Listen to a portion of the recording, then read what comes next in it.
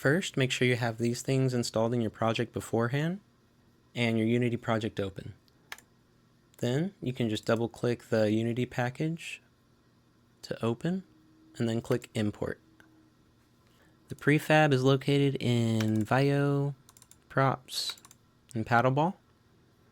And then you have the PC prefab here and the standalone quest prefab here.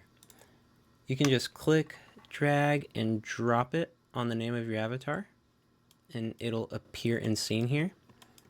If you have these giant icons, you can click right here and then make them smaller or turn them off completely by clicking that sphere. Now we just need to move it into the hands, so expand the paddleball prefab. The object we want to move is this one, right hand paddle placement and scale. You also resize this object. You can use W, E, and R to move, rotate, and resize respectively. Usually you just want to clip it into the thumb a little bit, just like that. But that's it.